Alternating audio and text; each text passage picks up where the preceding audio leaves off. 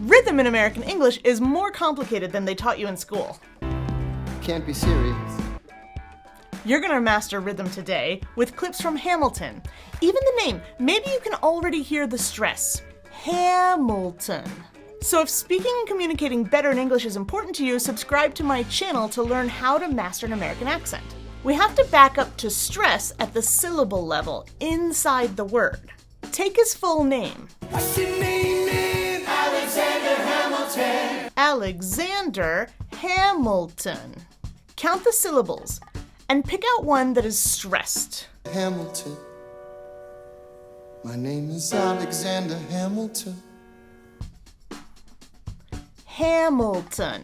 3 syllables and the first one is stressed. Hamilton. But how do we pick a stressed syllable and know how to stress it? 3 things.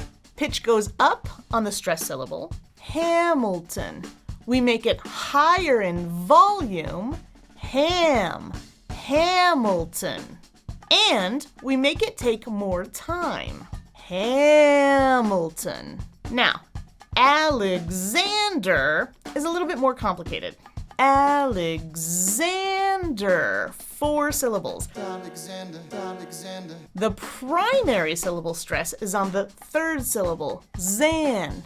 It's the highest, the longest, and the loudest syllable. Xander.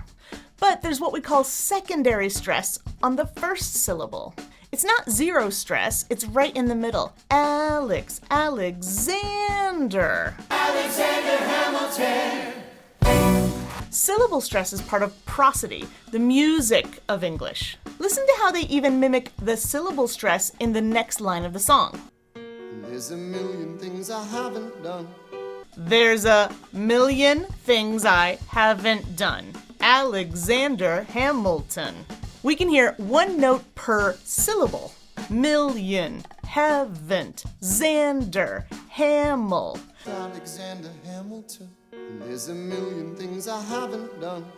But what if each word was just 1 syllable and 1 note? It would sound slightly choppier, like this. In New York, you can be a new man. In New York, you can be a new man. And when I hear this, it reminds me of when people speak English from Chinese, Spanish, or any other syllable-stressed language. Because in English, that rhythm habit's gonna transfer. So they might sound staccato to me. So their multisyllabic words don't flow together. It's like in the song Aaron Burr, Sir. I wanted to do what you did, graduate into and join the revolution. He looked at me like I was stupid. I'm not stupid. And if it isn't clear how many syllables there are, you can look it up in the dictionary. For example, we usually say that a person from Virginia is a Virginian. 3 syllables each, like they do here. Virginians, 2 Virginians and an immigrant. Virginians. But sometimes, in a song, they add a syllable. Same word. Listen and count the 4 syllables here. Virginian, the venerated Virginian veteran. Virginian. It should be 3 syllables. Just like the word every should be 2 syllables. But listen to the extra 3rd syllable here. With every word, I drop knowledge. This phenomenon where we drop a syllable in the middle of a word is called vowel syncope. So, why do you think we're adding syllables here? Let me know your ideas down in the comments. And syllable stress is just one of the many masterclasses I have. I test out a new one every month. And I need an audience, so I do it for free for you. So if you want a seat to an awesome experience while you're down there writing in the comments, grab the link to your invite for the last Thursday of the month. Inside a sentence or phrase or clause, we have words.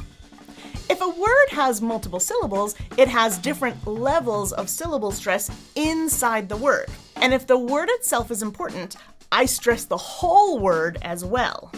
So even if a word only has 1 syllable, it could be stressed. And that's where I think there can be confusion because people think of it as stressed or not.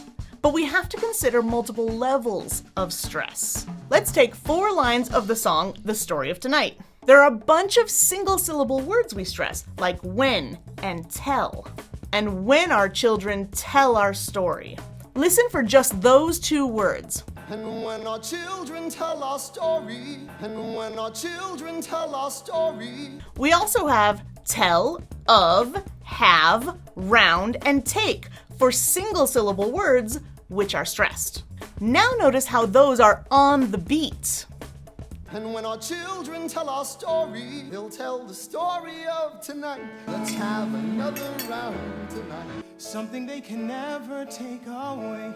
But there are also important multisyllabic words. I'm not only stressing the whole word, but also have to consider the syllable stress. Children, story, tonight, another, something, never, away.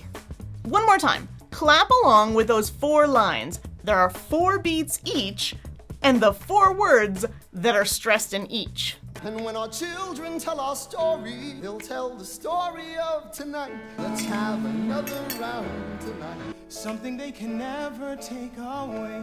And if you think that's cool, the most interesting part is coming up next. But if you want another bit of quick practice, I'll show you how to master the timing of that tricky part in the song Aaron Burser that I showed you earlier. Because it's a great example of my favorite part, the part that nobody really gets. When we say that English is a time-stressed or stress-timed language, as far as rhythm goes, what we mean is that the distance between the stressed syllables of the stressed words is equal, whether there's one syllable or multiple syllables in the word. That sentence can be confusing, so let me show you what I mean. In this case, the time of the song is 4/4, so we've stressed 4 words, but do you notice exactly where we clap? It's not like the whole word takes the beat.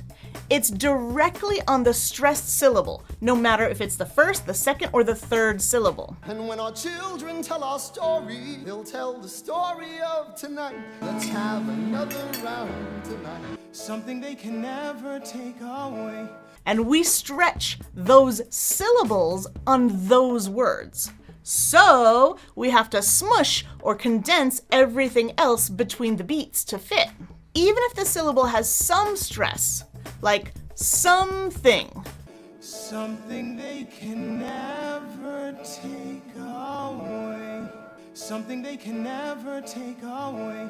And we change the timing of our time-stressed rhythm when we speak, just like they sometimes change the time signature within a song. If I'm talking and I have only 2 stressed words in a phrase, what I'm saying sounds a bit more dramatic, like a march in 2/4 time.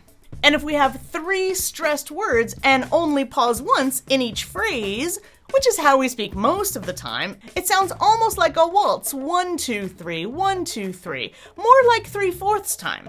And when I have a lot to say or I'm rushing because it's important to me, I might fill every beat with no rest, so it sounds like 4/4 time. So the truth is, we're changing our timing within our rhythm constantly when we speak English. And if you want to master that, you need to know where to break up the syllables. And if rhythm is a bit much, instead, if you want to learn more about vowel syncope and the 6 ways to pronounce the word chocolate, try this video next. I'm Accent Coach Bianca, and I'm on a mission to help people understand accents better. See you in the next video. What are you waiting